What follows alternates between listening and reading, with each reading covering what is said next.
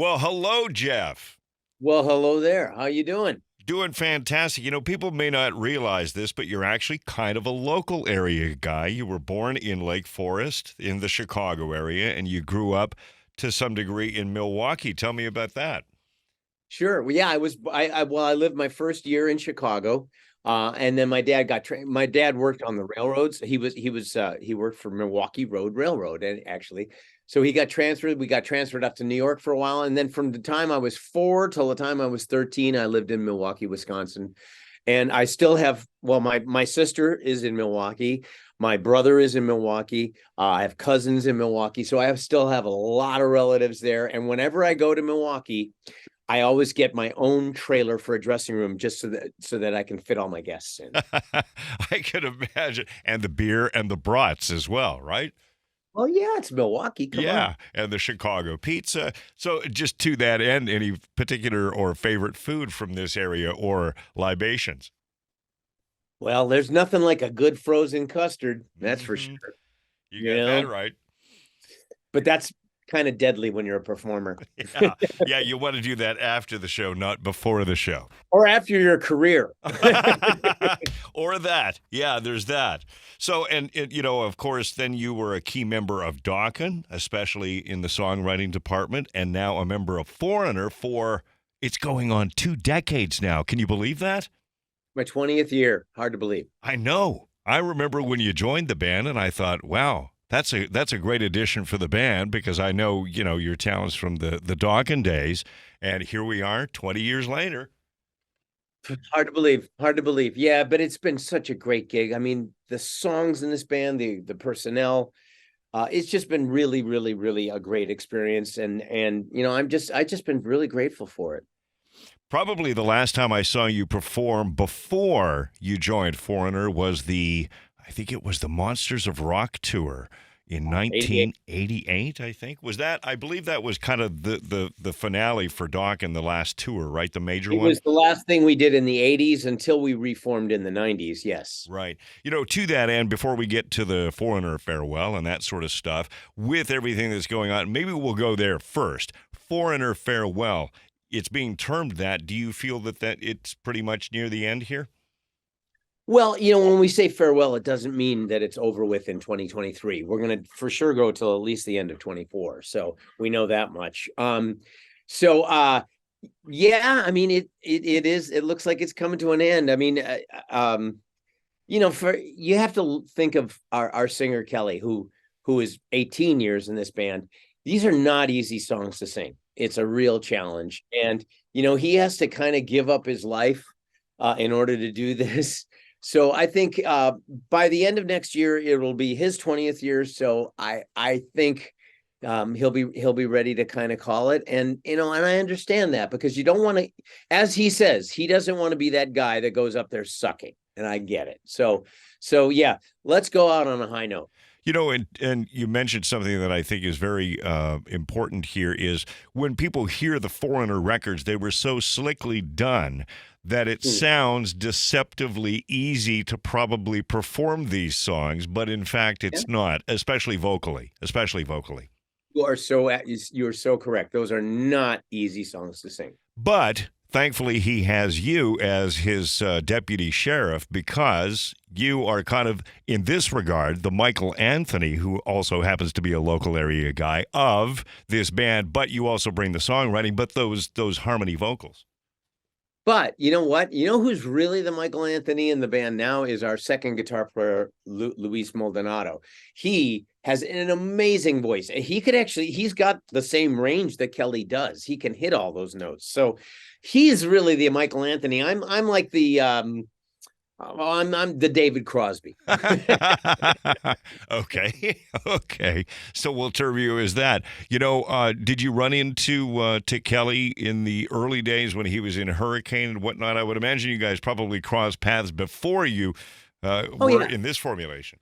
Yeah, no, we were actually we were friends, and in fact, we were neighbors before we both joined Foreigner. We lived right down the street. In fact, we lived so close to each other. You're going to get a kick out of this that when we first were, then our first round of the band, first tour that we did, we played a winery that wanted to send us some wine, and I don't drink, I'm sober, but Kelly does. So he was going to get a case of wine sent to his house. At the time, I lived at 17467 of a particular street. He lived at 1674. Oh, wait, 167. Whatever it was like a couple of the numbers were jumbled around. Right. I received, this is totally coincidence. I received his package of wine. They mistakenly put my address on they jumbled the numbers into my numbers. That's hilarious.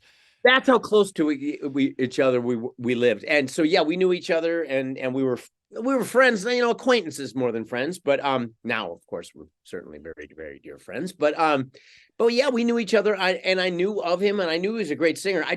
I never realized how well he could sing this catalog, and it's been an amazing run. He is absolutely the best. That's hilarious, because there could be some sitcom type moments there. Hey, that wrench that I lent to you about 20 years ago, could you return that, please? And by the way, can I borrow a cup of wine?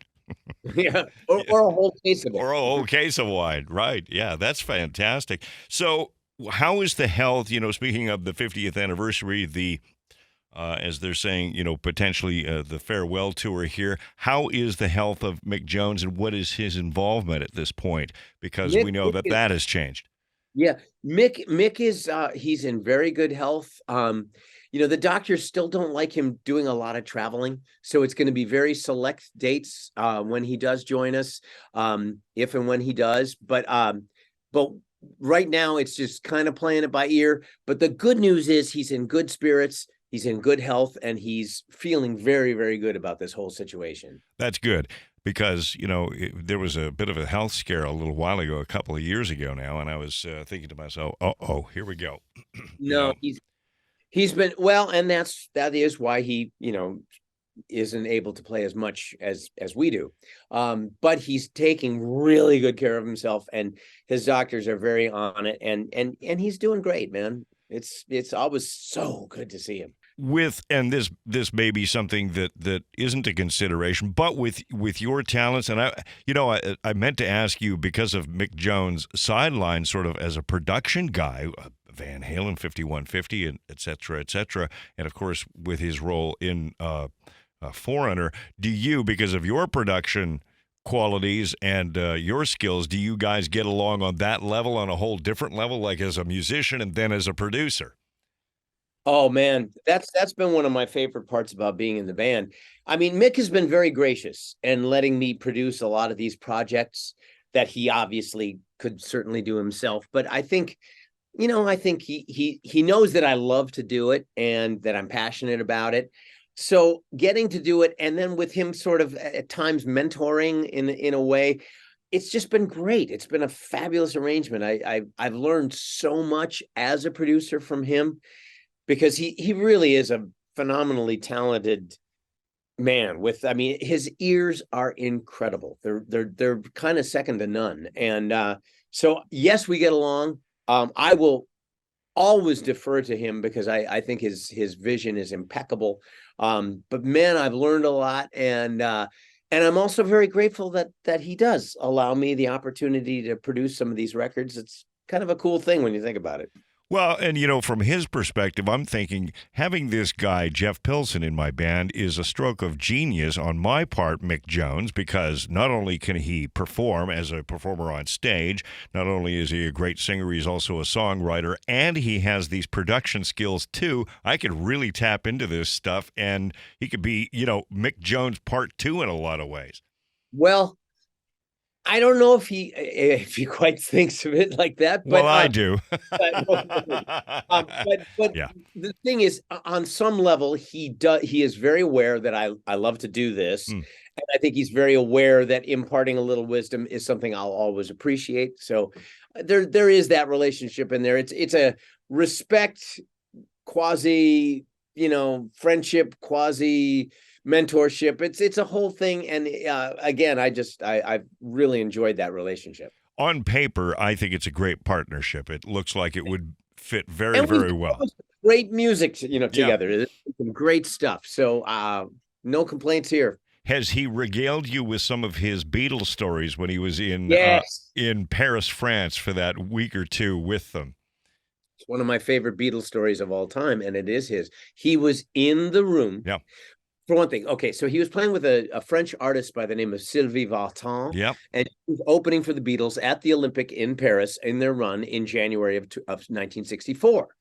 So, because he was English, he ended up, talking to the Beatles actually John Lennon.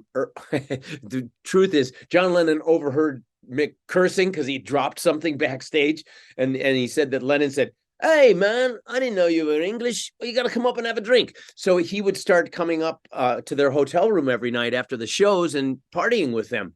And so he was in their hotel suite when they got the telegram from Brian Epstein that "I Want to Hold Your Hand" had just gone to #1 in America. And he was in the room with them during that announcement and then subsequent very, very spirited celebration. So, I mean, can you imagine being Right. in the room when they heard that news? I mean, that's history in the making.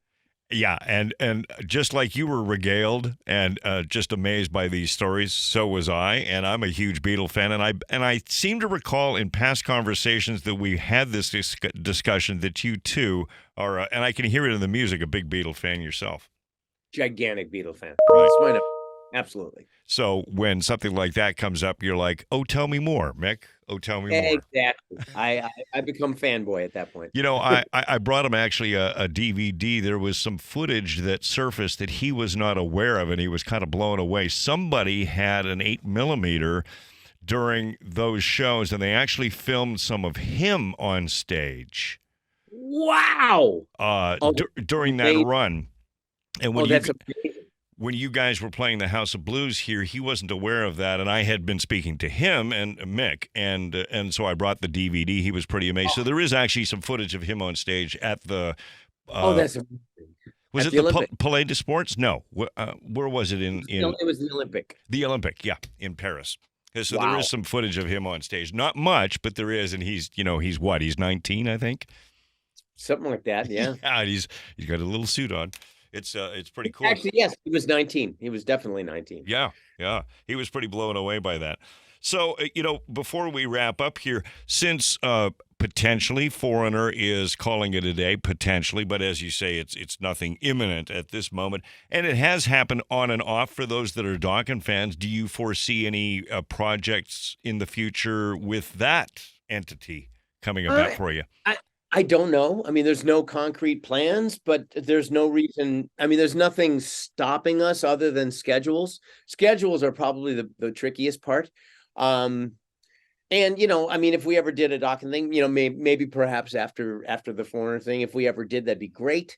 Who knows? I mean, Don has his version of the band right now, and that's kind of how he makes his living. So in order to do a reunion, then the business has to be worked out, and that gets tricky. So, but having said that, I don't know. I just honestly don't know. I'm open to it. Everybody's open to it. I would love to make one last great Dawkins record, but we'll see.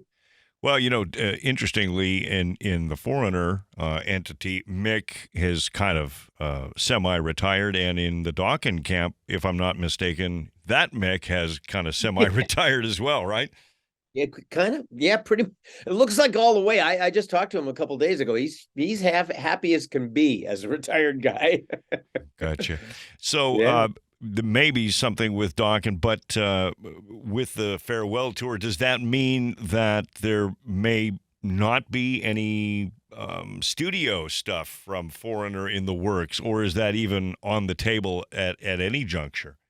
Well, we do have some songs in the pipeline that we are working on. So I don't know there's no particular release dates set or any deadlines or anything like that, but there are a few songs floating around that the objective is to somehow put them out next year. So hopefully we got some new material that's going to be coming out next year. Gotcha. And the reason I bring this up is that, again, the skills that you bring to the table, it would be a shame if they didn't tap into those. But then again, it doesn't mean that that's in the works. But there is stuff in the works, so it's all good. I love that. A couple of questions, and I'd love to ask everybody real quick before we split here. funniest or favorite, Spinal Tap moment on the road? Because these things happen all the time. That's why that movie is so funny, is because All right. these unexpected things happen. Is there a favorite story that you like to tell, life on the road, stuff like Okay. this? Okay. Here's my biggest Spinal Tap moment. It was when Dokken was playing Japan. This is probably late 1985, and we were playing a theater. And I used to like to run out to the sides of where the PA was. Well, what I didn't know is that the PA that was on the side of this particular theater, in order to get to it, there was a wooden platform. But what I didn't realize is that wood was balsa wood. So I ran out on the platform and my leg goes right through. I mean, I just completely, it just crashes and my leg goes right through the balsa wood and my leg is stuck in and my fancy little fake leather pants get stuck and get ripped. And then my roadie actually had to come out while I'm playing, by the way, and pull me out, pull out my leg from the thing because it was, the wood was caught in my pants and he actually had to pull it out and then pulled me out of there.